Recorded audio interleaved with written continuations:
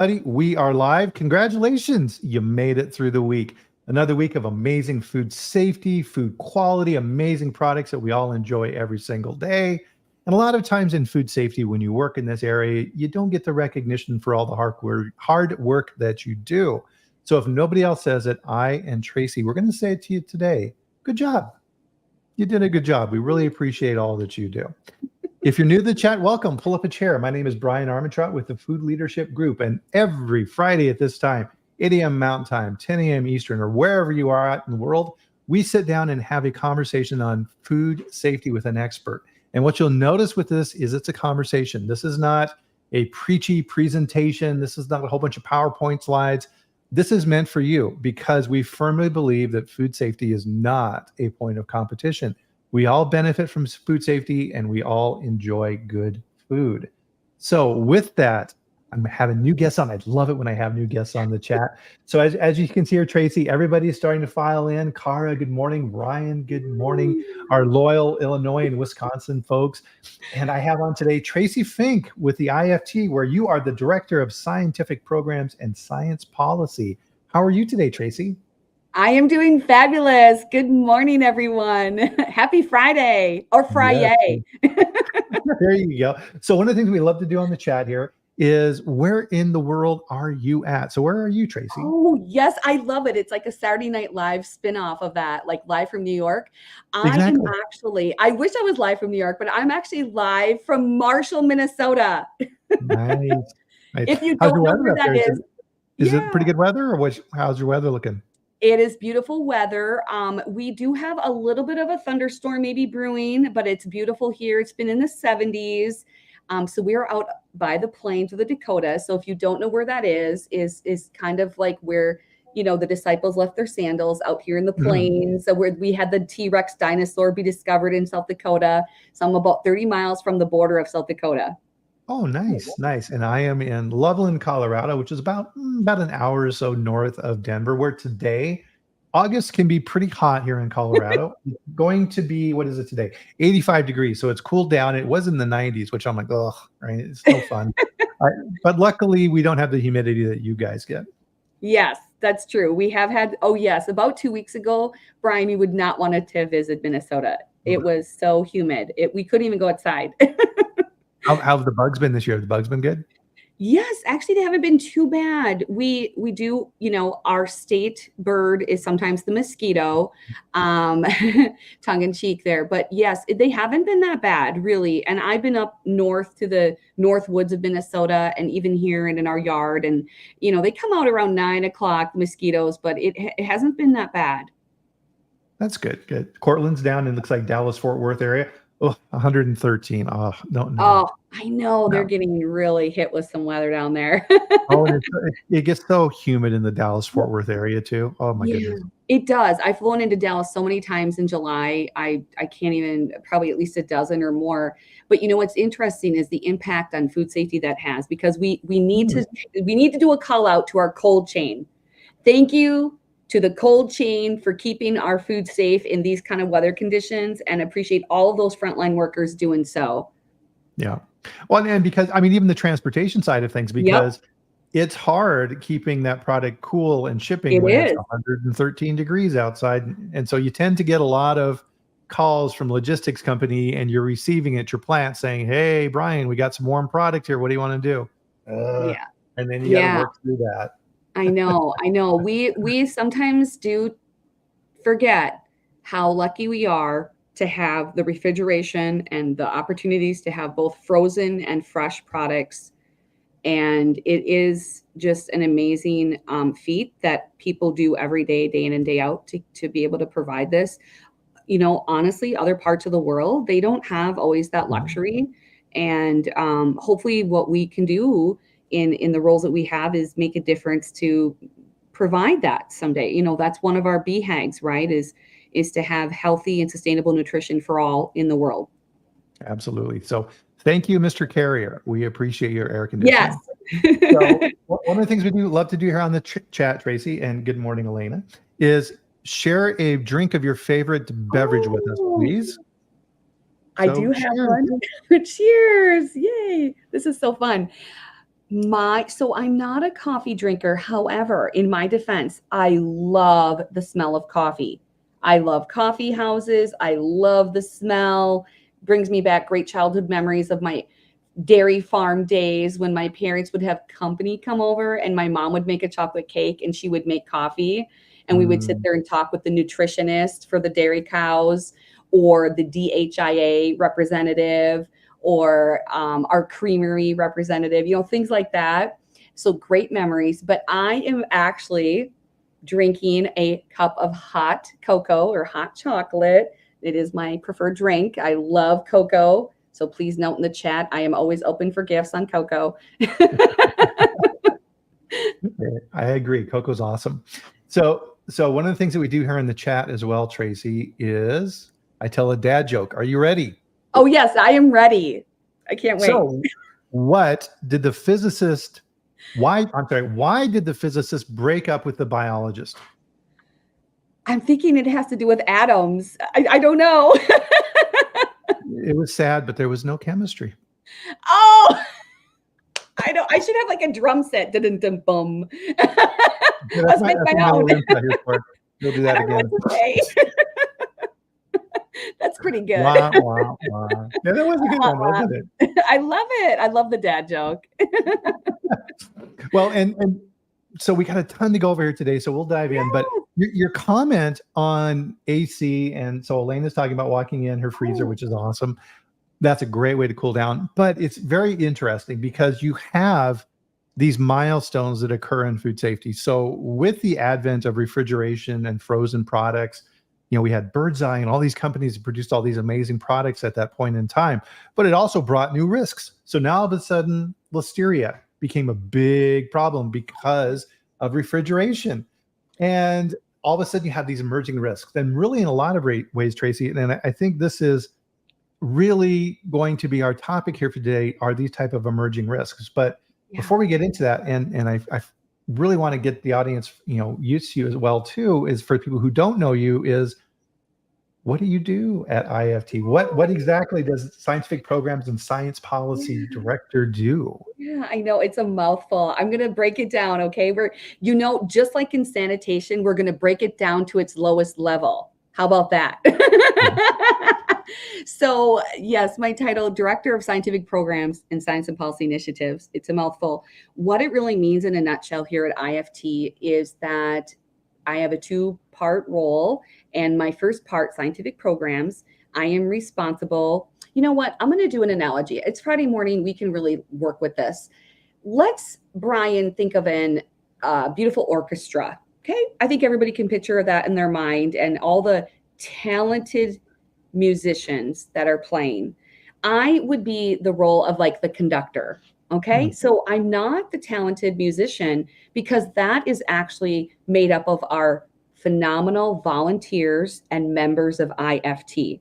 They are the talented musicians that work day in and day out to provide programming for our constituents and our members and our audience.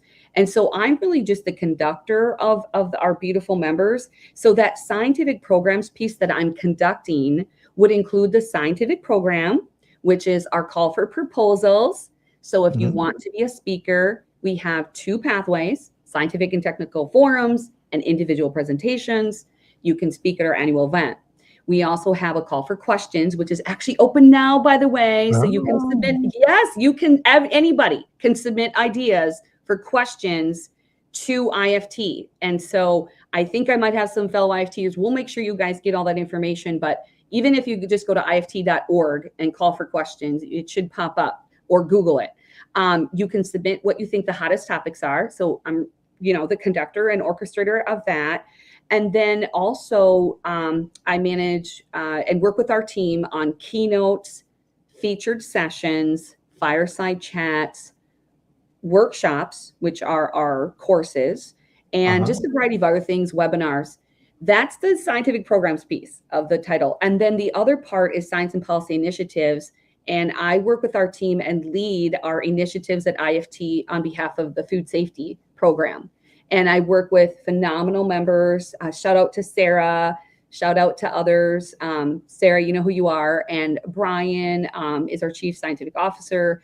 And so we collectively work together and really promote our food safety initiatives. So that's kind of the twofold part that I have, if that makes sense. No, that totally makes sense. And let me put it in the comments for everybody. So there's the main site for IFT. Yeah.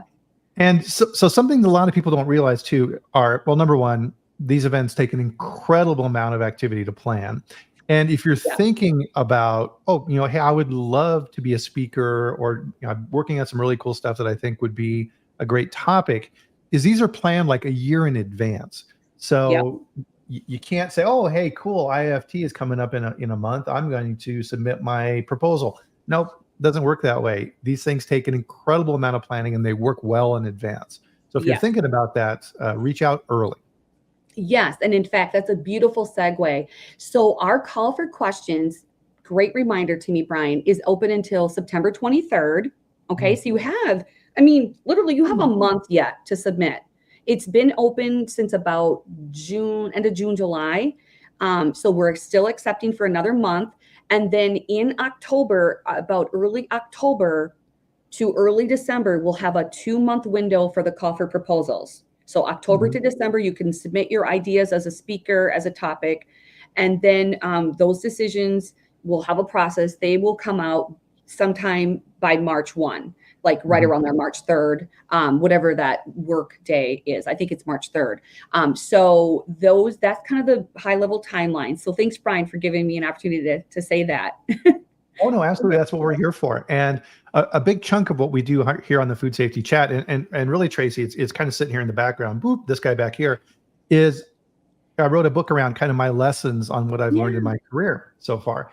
And IFT is one of those groups that is at the forefront, because that's one of the things that we're constantly working on, is we need to bring in that next generation of food safety and quality professionals to keep this going.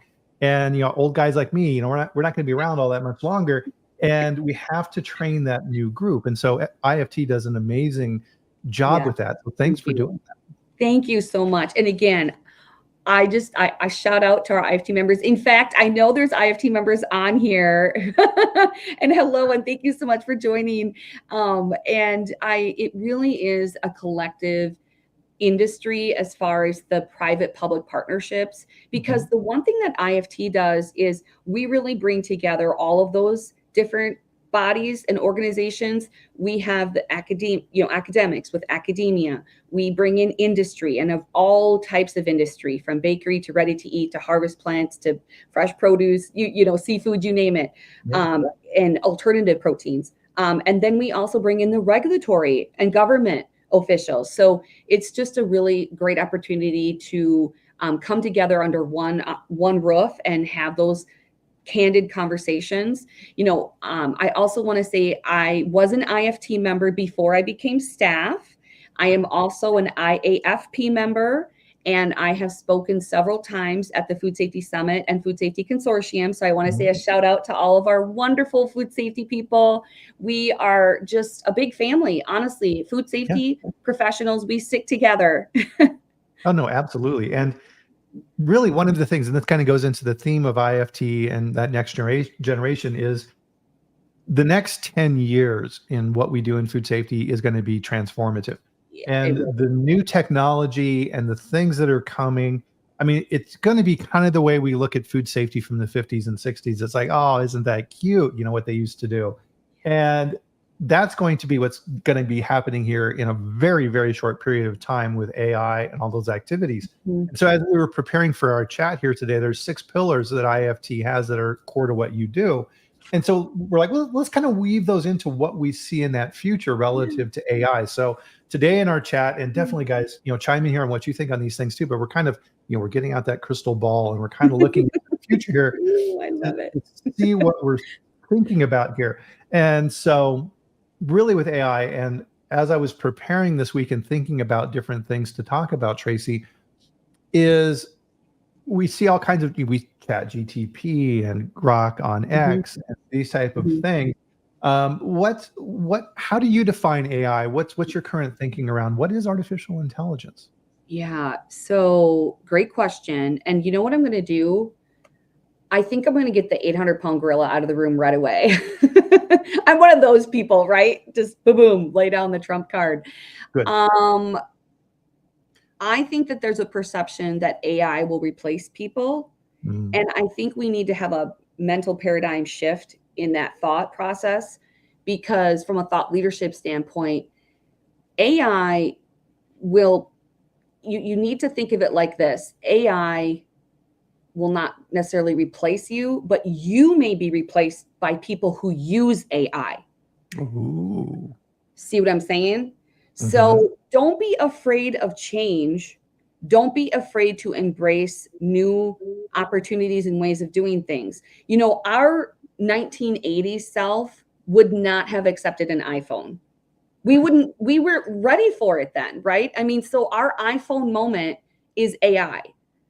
And what it really is, we did cover this in our opening keynote at the IFT First annual event and expo last month. And we did have the worldwide head of Amazon on our stage, and also the CEO of Neuritask, and we had the chief technology officer of Kellogg's and the vice president of data analytics at Refed. So we really brought in that circular economy from, you know, Internet of Things to a global CPG food company to the food waste and sustainability effort. And then with Neuritask, and if you're not familiar, they are out there doing things with, you know, bioinformatics and mathematical algorithms that no one has ever done before, and working with polymers. So we really took it up a notch with that opening keynote as far as AI. And they talked about that terminology of AI, and it's just really an opportunity to use those platforms such as ChatGPT, I'll just say that one, to do your work faster and to help you do that task in, it's not even half the amount of time. I would say it's like in seconds instead of hours. So utilizing it to help you do thought processes, to help you think of ways that you want to do a template. You know, and the thing is, in food safety, we have a lot of SSOPs or just standard operating procedures. It can help you develop a great SOP based off of the information it has, so you don't have to completely start from scratch. And I think somewhere I read, Bryan, that you had something on your website about how would you know to do a great food safety management system template if you've never seen a great one before. I thought I read that somewhere. Yeah. So AI and ChatGPT could really help you with catapulting those skill sets. I mean, it's really endless. So I hope I'm not going on a soapbox, but I also hope that helps you. I don't want to use the definitions that they used on stage. I'd have to pull up those slides, to be honest with you. But at a high level, it's really an artificial intelligence is a way for us to do our jobs more efficiently, better, and at a higher quality level, and utilizing our human skill sets yet too. Absolutely. And so kind of the way I think of it is, number one, yeah, I agree. So Neil Bogart was on, and we did a deep dive into ChatGPT for use in like putting together a food safety plan. Yes. And the bottom line is it can help you. It cannot replace you. So what Neil learned, and the big lesson coming out of that was, if you don't know the question to ask, it's worthless, right? So, and you just can't say, hey, ChatGPT, write me a food safety plan for a cheese plant. No, it's going to be garbage. You have to get into the details, and that's where it can get dangerous. And a lot of times you hear of the Dunning-Kruger effect, where you get a little bit of knowledge and you think you're an expert. The real experts are like, oh my God, no, this is, we're just scratching the surfaces. I'm still learning, right? Experts are the first to admit that they don't know a whole lot. Watch out for people who claim to be experts and have all the answers, because there's problems coming.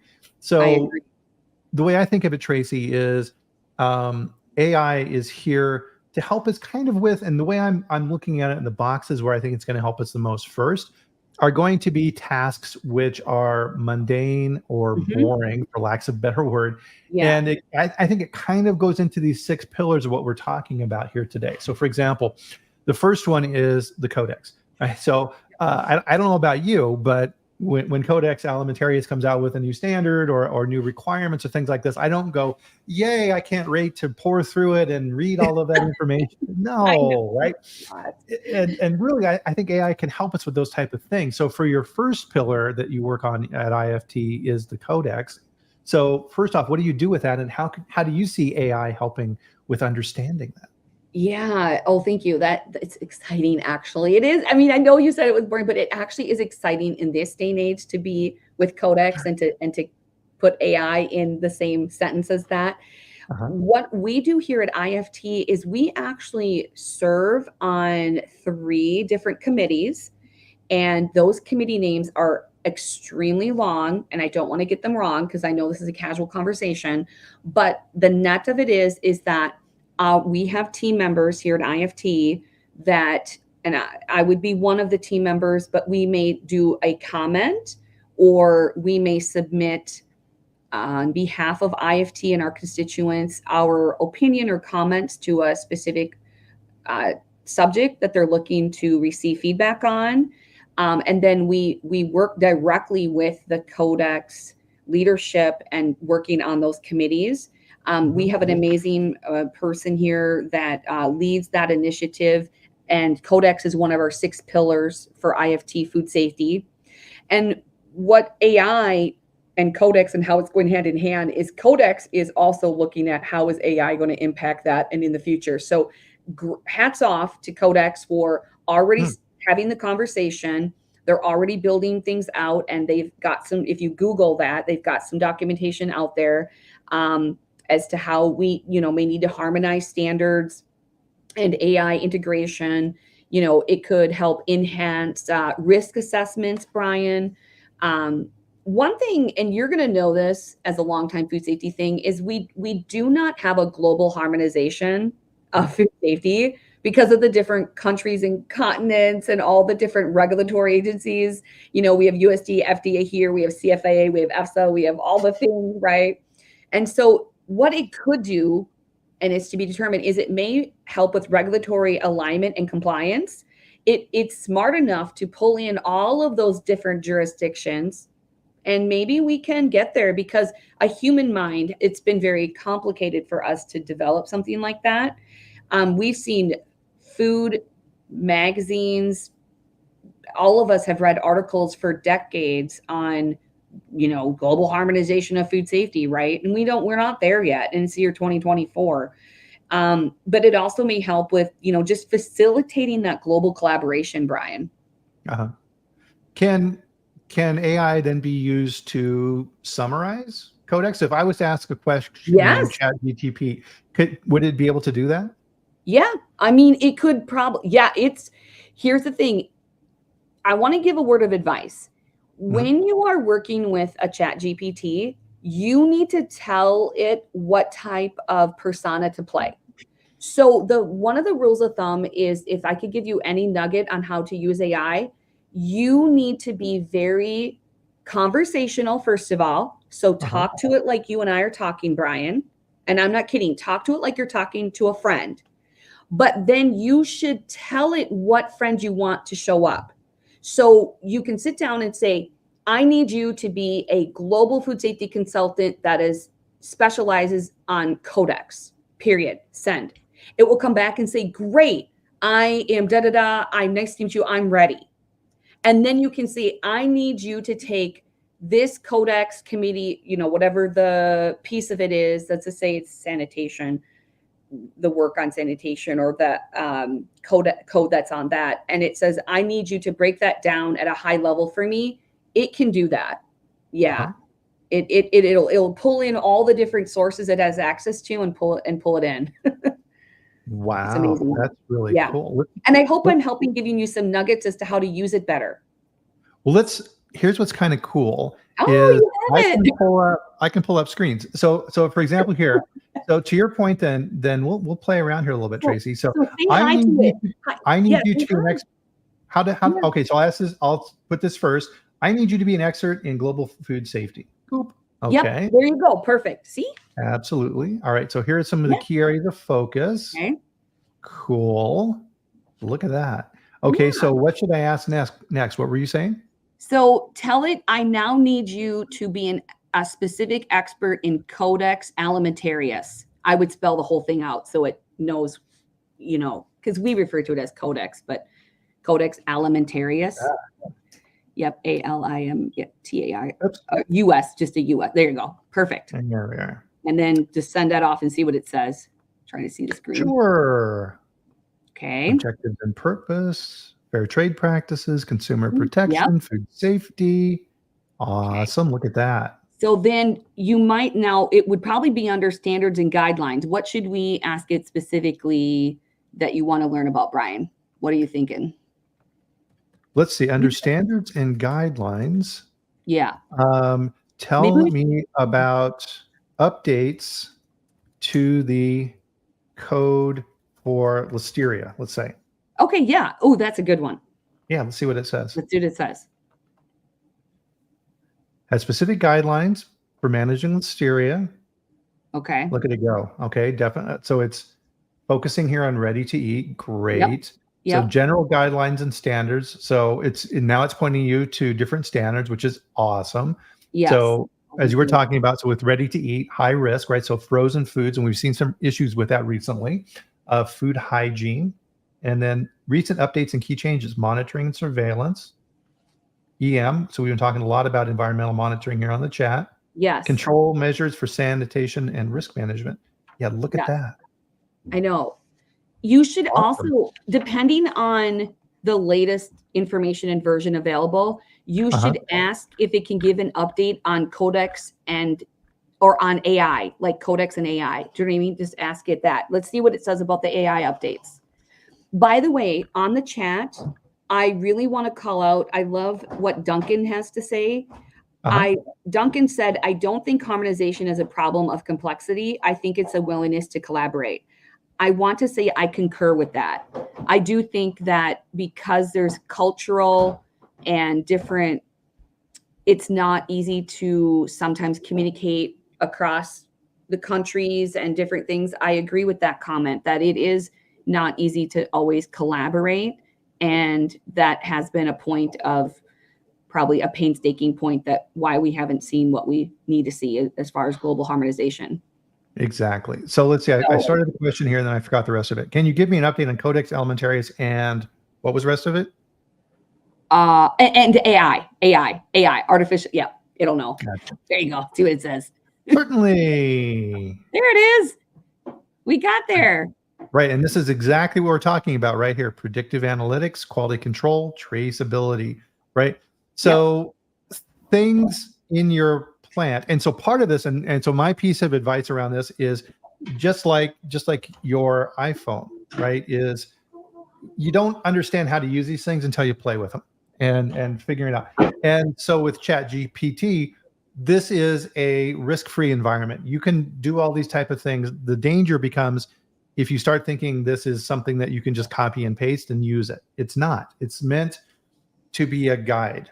Yes. To help you figure these things out. But to your point earlier, Tracy, the expertise and the ability to formulate the question to get to the information that is most relevant, that doesn't go away, right? Yes. But to your point, if you don't understand this technology, you're going to be replaced by somebody who does know how to do that. Yes, because I have been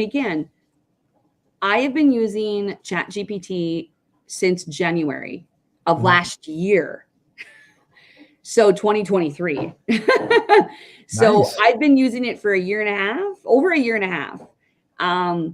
And I will tell you, there were times on subjects like grass or I don't know if I can remember, but I'll be like, no, that's not quite right. Yeah. And I'll correct it. I'll go back and say, no, that's not what I'm looking for. I will push back on it. And I'll be like, that is not right or inaccurate, or that's not what I was looking for. Because now to the human side of it, as a subject, matter expert, right, in some of these things, I'm like, you did not hit the nail on the head. And it will come back and say, help me or help correct it. And that's interesting. So there is an element a little bit yet where you do need to kind of know your cards, because it does pretty good. But like anything, it's not completely, there could be some holes and gaps yet. So be aware of that. The other thing is, if it really is a do or die, like I have written to it, even though this was not true in real life in my situation, I told it my job is depending on this. I'll say things to it like, I need this information. My job is depending on it. And it will literally kick it up a notch, like Emerald would say. It will. Mhm. You need to say it though like that. Whack. Yeah. Bad answer. Yeah. It's Sebastian says here, right? Is always check the information. Sometime it can be wrong. Good advice. Cortland has a question for us here, Tracy. Is because you're asking for quality information, how are we to validate this request on Chat GPT to be Part 11 compliant? So Part 11 is your electronic records. So how would you even go about doing that? That's a really good question. Because you are asking for quality information, how are we to validate this request on ChatGPT to be part of Part 11? Yeah. Oh. So really, and this is a question I think, and so one of the comments that I have on here, Tracy, is I think over time, the food industry is moving more and more under FDA regulatory frameworks more toward the pharma medical device model of doing things. Okay. Yeah. So within those systems, validation of data, electronic records is extremely important. So for example, on the food industry, let's say you're a CIP program for cleaning the machinery. That's an electronic record of how you are doing that, which then goes back to your verification and your validation activities. Correct. That has to be locked down. And so if FDA were to audit a food plant like they do a pharmaceutical company, it would be, okay, show me the change management records for this electronics. Show me that you cannot change the wash cycles associated with this without the proper procedures, et cetera, right? Very regimented, very controlled relative to electronic management. So I think and Cortland's very good at kind of looking out in the future and seeing these things, is, wow, if we're relying on these type of AI sources for information and running our operations, how do we validate and lock that down? I don't know. That's a good question. Yeah. I feel like you stumped the speaker. That's just being really raw. And it's a great question. I understand where you're coming from, because you're right. We do have to have verification and validation of our data and be able to prove that this was done in real time at that time, and that we didn't just fill it in like 2 seconds ago. Do you know what I mean? In case an auditor were to come. I don't know. Maybe we should ask our audience for help and do like a lifeline, because if anybody's, that's what's kind of cool about the chat. If anybody's got any ideas on there about how you're managing that in the food industry now, that would be really interesting. Yeah, it's a great question. I'm definitely going to keep it in my back pocket though to think about. And no, Cortland always brings the goods. So Sebastian had a question here as well. How do the 3.0 food safety professionals, what key skills should they master and what further training should they have?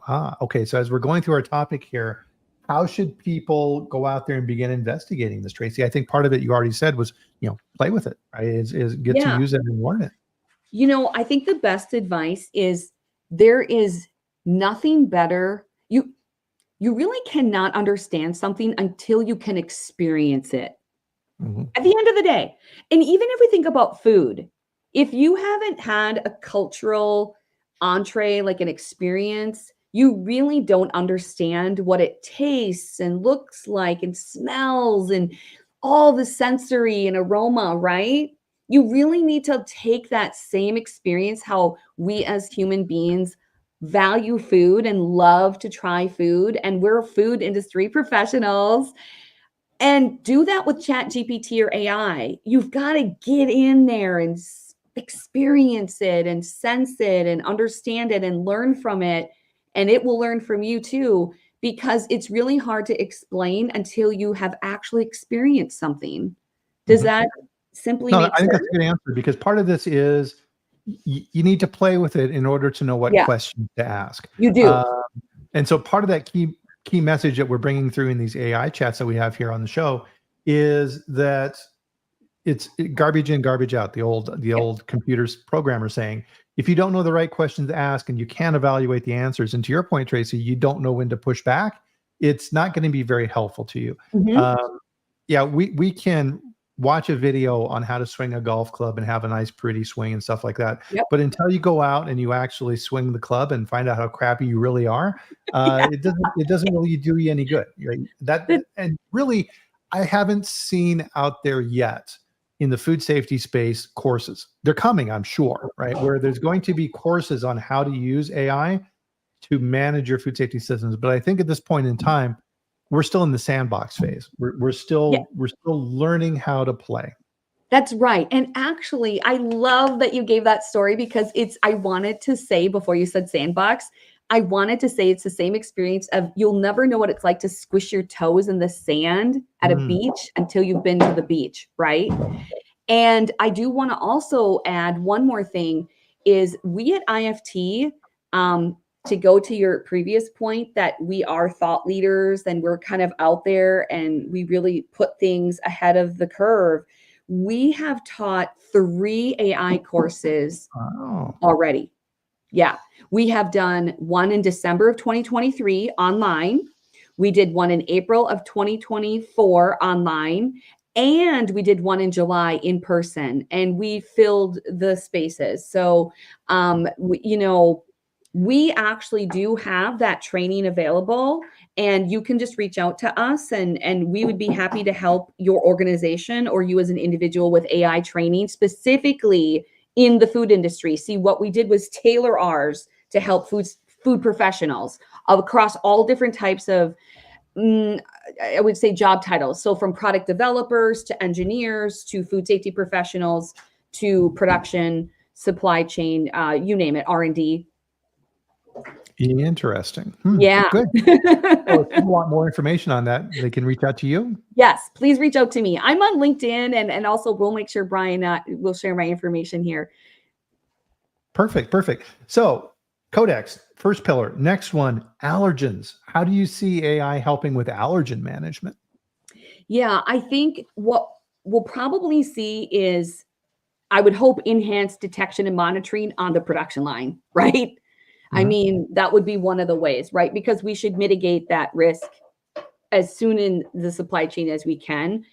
So real-time contaminant detection on pathogens, not only allergens, but also pathogens, chemical contaminants, maybe foreign object, or some people say, foreign object, or, that we have basically a pebble or something that got in the supply chain. Those things are hard to sometimes find. If you're running bushels of potatoes through, a pebble looks like a potato, right? And it doesn't get detected by the metal detector. Monitoring on production lines, I think, is going to be huge to reduce the risk of any contaminants before they get to a consumer. So I think that's one of the potential impacts of AI. I mean, we are crystal balling it here, Bryan. Okay, let's not forget. But also, let's talk about supply chain. With allergens, we could have improved transparency throughout the supply chain. Still need to bring in those other opportunities, like we've talked about for years, blockchain. We've talked about traceability, and we're going to have Section 204, potentially 2024 for those, or 2026 for those that are in FDA jurisdiction. Predictive maintenance on equipment too. And maybe also, what if there was some type of an allergen left over in the equipment, right? I mean, we do have the different ELISA and different tests that we have, and all the beautiful allergen testing methodologies that are out there. And who those partners are. They do a great job of helping our food industry professional constituents in the production lines. But maybe there's something that AI can see or do that the tests have missed, because these are huge spaces, right? These are huge lines, equipment. There's a lot of cracks and crevices. So other things could be, what about risk assessments too? Meaning we could have maybe more dynamic risk models. We've always talked about FSMA being preventive and not reactive. So maybe AI and allergens can really help us with that advanced risk assessments, and an AI in the inspection process And again, I'm riffing here. And then, regulatory compliance and decision support, FDA, USDA, CFIA, those organizations getting on board with what does it mean for them. I know they're already looking at it too, just like Codex. So good call out and hats off to them. Yeah. What are you thinking? Am I going too crystal ball? Well, no, you're triggering some good thoughts here, right? So for me at this point in time it's okay if I had unlimited people resources in the plant, would I do X? So for example, let's say to your point for incoming receiving for allergens, suppliers make mistakes, and that's what seems to get companies a lot of times. They'll get that phone call and they'll be, hello, oh yeah, hey, yeah, that load of wheat that we sent over to you? Yep, we got that. Yeah, we accidentally had some allergens mixed in with it. Sorry, right now all of a sudden you've got a recall. If I could put somebody there who could sort through the incoming wheat to make sure that there was nothing else in there that shouldn't be there, boy, that would be awesome. Okay, well, can AI do that? And if anybody's ever been to a peanut butter or a peanut nut manufacturing facility, amazing, right? The optical sorting technologies and things that agricultural companies have. You can sit and watch that stuff all day. And it's like, okay, cool. If I was to put in an optical sorting system because I know that I have a risk for cross-contamination with raw agricultural commodities that's reasonably likely to occur, that would be a good application for AI for allergen control. Let's say, for example, that AI looks at supplier risk relative to allergens, and you ask AI a question of what areas of the world are the highest risk. Let's take a real example here relative to what's going on with contamination right now with lead in spices, right? Cinnamon, big problem right now. Yeah. So if you were to ask AI, it's like, hey, what are the risks relative to cinnamon that are trending in the world? Oh, well, we're seeing FDA has been really doing a lot of this associated with these Apple products for children that had high contamination with lead and what was it, chromium, I believe. And it can start pointing in the direction. So think of it, to your point, Tracy, in terms of that predictive capability, right? Yes. It's been the holy grail of what we've always wanted to do in food safety. We're very good at corrective actions. We're not so good at preventive actions, right? We tend to jump on things after it happens. Yeah, I'm going to have to agree with you on that. We forget the PA and CAPA sometimes. So the corrective action, preventive action. Remember the PA in the CAPA, right? I love where you're going with this, though, because I have actually instilled several visual factory and vision systems in my career. And so I really love the riffing on that with the cinnamon, with the lead, and can it look at the load or the raw material as the commodity is coming in? And, because normally those vision systems and the visual factory, we're really running that across the production line, and we're looking at that section of the production line. It's still maybe not quite a finished good product, but I like thinking ahead before we even get it in. And that really is the preventive action. It's sort of like taking, oftentimes, if you're pulling in huge truckloads of tomato paste or flour, if you have a silo of flour, and I grew up on a farm with silos of silage, okay, we would, with the crops, you don't want to mix in the newest load of flour in with the silo that has all of the other flour, because if something's wrong with that load and then it gets intermixed, once it's gone in that huge silo, now you have compromised product in the entire silo. Right. So thinking of it all the way back to even that point, but yes, even going further where the supplier themselves can use AI to use a vision system or an advanced allergen detection, AI enhanced sensors to say, this load is not what the customer wanted. We're going to have to redo it. It's not even going to go on and take a carbon footprint on the road, right? I mean, look at all those opportunities of savings, cost savings, carbon footprint savings, all the things, if we really take it to where AI could potentially help us. The mitigating the risk, there's so many things I just talked about, and there's so much risk, but we could really mitigate that. We know, Bryan, for a fact, still, The number one reason why we have recalls is because of allergen mislabeling. Yes. It's still number one. Yep. Now imagine, an AI camera on your production line that double checks that the packaging that's loaded in the machine is the products that's being filled in the machine. Yep. How many recalls would that prevent? Tons. Yeah. Cortland's telling us he can't wait to validate that one. Okay, let's hit our other topics here because we got 4 more to get through here. Yeah. So traceability. Where do you see AI helping with traceability? We talked about it a little bit, blockchain, which has kind of gone away. But where do you see AI helping?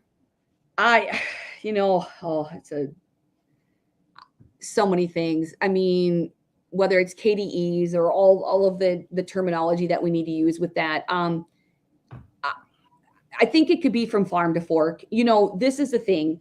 When we looked at Food Safety Modernization Act and when that passed in 2011, the farm was exempt, right?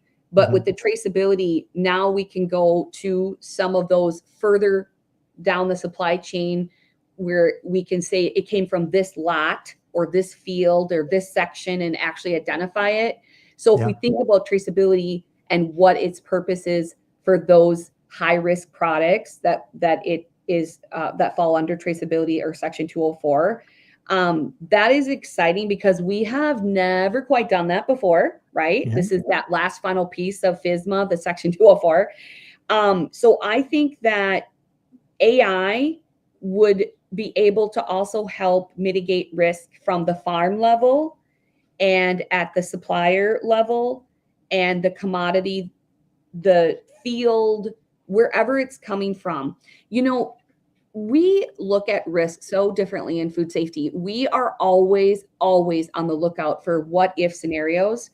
And even something like this, where let's say it doesn't matter the field. I am growing a field of something. It doesn't just pick your flavor, pick your product. It could be corn for all I care. But at the end of the day, what if you were adjacent to an almond farm and every now and then you get a really windy day and an almond gets in the batch of the corn and the corn is going to be made into potato chips? I'm just, broadly defined. Yeah. We don't normally have that allergen listed on a bag of potato chips because unless it's an almond-based product, now we have a risk because an almond got in the bushels with the corn. See what I'm saying? What if AI could help prevent those really unique, anomalies and outliers in the field when those things happen? I mean, just think about that because these things happen, Bryan. Yeah. So 2 key points I'm pulling out of that is AI is going to help with segmentation. So one of the things that we know in food safety is the more we can block things off from other things, the more we can control it. If you've got one gigantic lot of raw material and you run your production facility for 6 months, you've got a gigantic window of risk. The other piece of it then is this model that I use in my head of if I had unlimited ability to throw people at a problem, would I do it? Right. So in your example, it's like, okay, if I could get an army of people out at that field, that cornfield, to make sure there were no almonds in it, all right, they could go through and sort through everything. Okay, great. That's not practical. Could AI do that? Yes. Yes, it could. Yeah. So, okay, I'm going to start investigating that. And how can I break down that cornfield into different sections by truckload? So if I do have a problem, I only have that one truckload to worry about, not the entire crop. So the more you can think about that, the better off you are from a traceability standpoint. Contaminants. We talked about contaminants a little bit here already. So how do you see with, heavy metals or pesticides or cross-contamination, right? You're buying from an organic farm and there's a non-organic operation close by and stuff kind of drifts over. How do you see AI helping with contaminants? Yeah, I think AI could be a transformative change in the detection of chemical contaminants like heavy metals, like lead, cadmium, even pesticides too, Bryan, making the process faster, more accurate, more efficient. So enhanced detection sensitivity, maybe using, spectrometry in some way or LCMS and AI together. And I think also, what would it be? Infrared. I think there's mass spectrometry infrared spectrometry. Sorry for all of you who are experts in this, but I know enough to at least dabble in that. But they can detect trace levels of heavy metals and pesticides. So AI could maybe analyze the complex spectral data, because think about that. That data is being, right? It's coming out, right? And our human brain has to process all of that. Maybe AI could help analyze all that complexity in that data to identify which, identify trends, identify contaminants at lower concentrations than traditional methods. I mean, it's, again, Well, we're really crystal balling. Well, and that's a good point. You got to be thinking here as well, then, Tracy, in that part of the challenge, I think maybe this would be a good partnership between the procurement group and the food safety group. Is procurement's always looking for a good deal on raw materials, and right now companies are under tremendous pressure for profit margins and getting these products out to the marketplace and still making money. And let's say, for example, that the procurement group is looking at spices and they're looking at getting spices from different areas of the world. Well, guess what? And this goes back to what we were talking about with Codex. Different countries have different rules on what's allowed and what's not. So maybe they are using pesticides in that area of the world that are outlawed in the United States. Now, as a food safety professional, I don't have time to go and research the pesticide regulations for Bangladesh. But ChatGPT can do that, right? So you could put in a question in there and work with the procurement group and say, what should I be worried about, ... And you can use that to help you figure these things out where you have knowledge gaps. Yeah, I agree. So what you're saying is like rapid screening and automation. Well, even what to look for, right? And that's part of the problem is you see this all the time with food fraud. You're looking for things that you don't know what you're looking for. You don't know what you're looking for. Food fraudsters, especially, right there, you're dealing with an active opponent who's trying to fool you. So what are those things that they are doing that you should be worried about? So I think that's a huge topic there.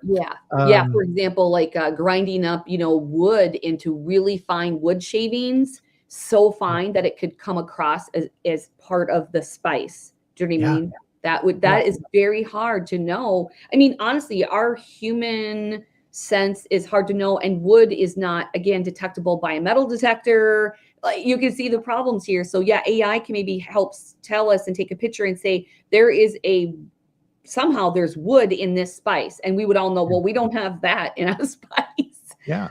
Well, so you have this floating scale of risk. Whole spices are less risky than ground spices. To your point, they can add stuff in when they grind it, and you don't know. So I think definitely can help a ton in that area. The next one is regulatory activity, and especially state activity. Different states now, Tracy, are passing different laws. And I see this for my clients. Hey, California has now set these limits relative to BPA or whatever. And you have to sign letters for that state. And this gets really complicated, especially with the changes with the Supreme Court in Chevron. So this is very complex. So I'd like to just put a plug into, we at IFT have been following this from even before day one, quite frankly. We have provided one-pager toolkit for each of the different food color additives that are available for our IFT members.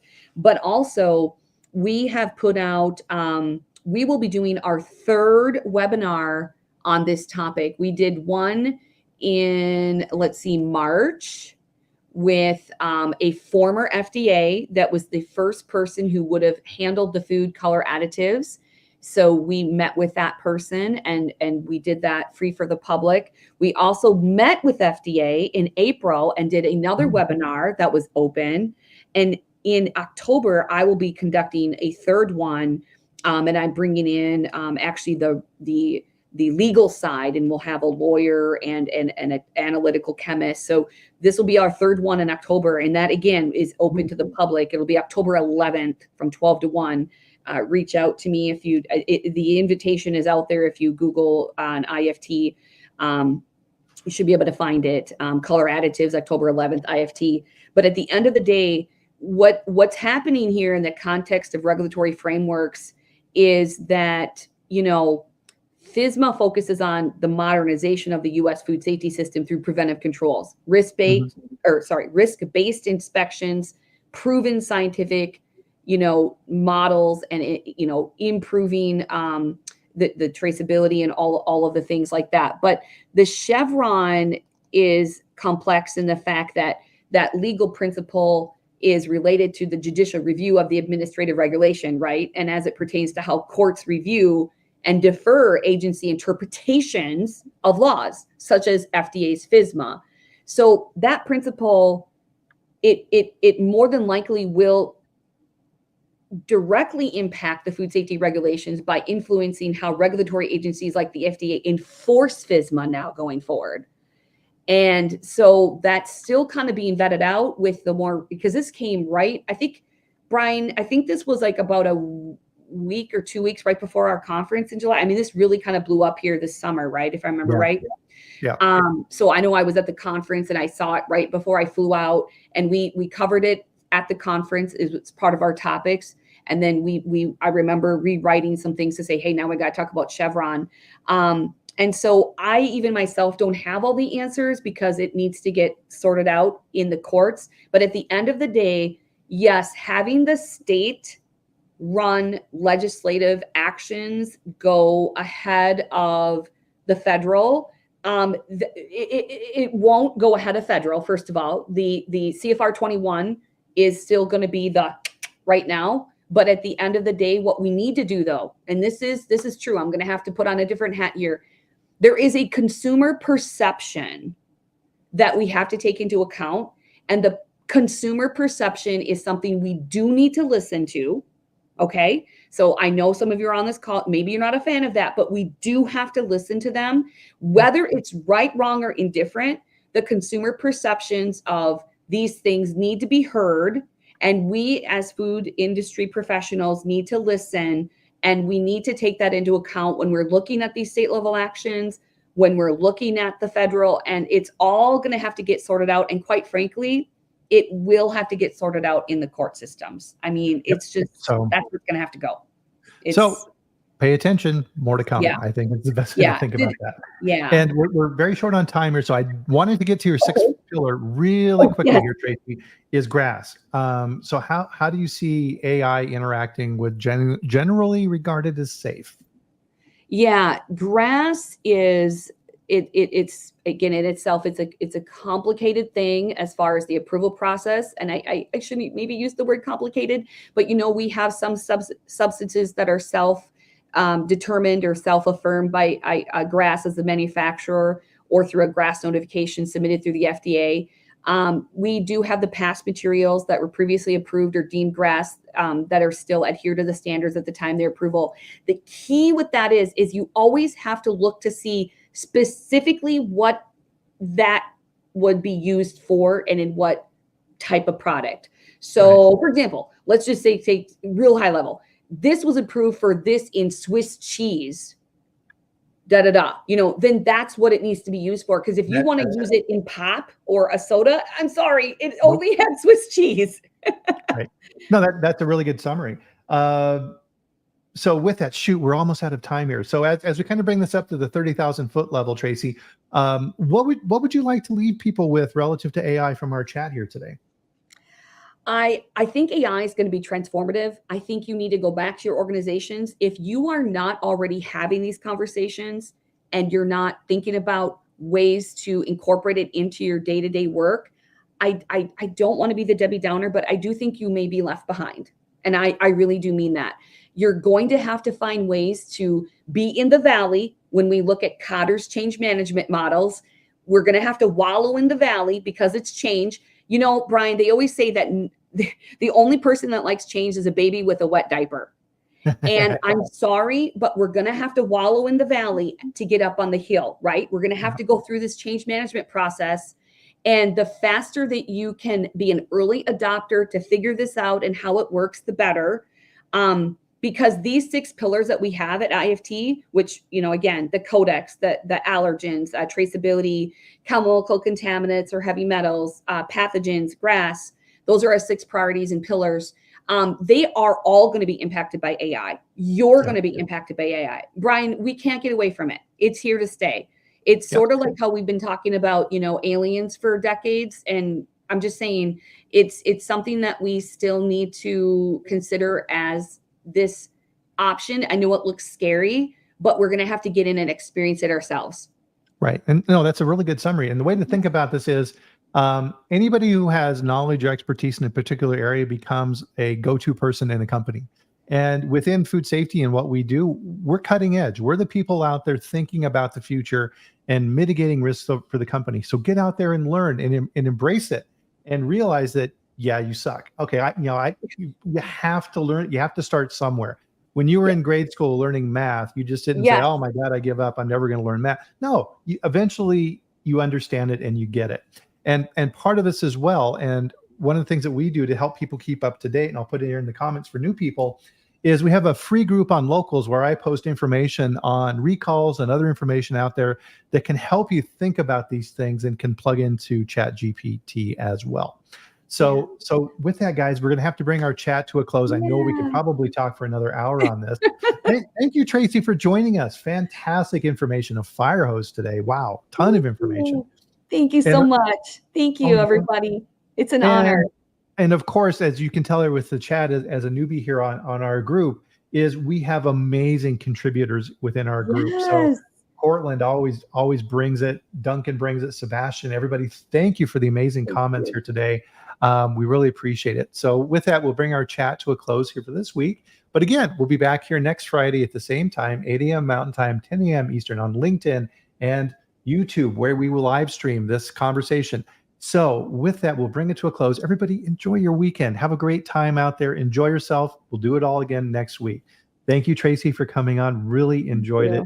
Have a great one. All right. Goodbye, everybody. Bye, everybody.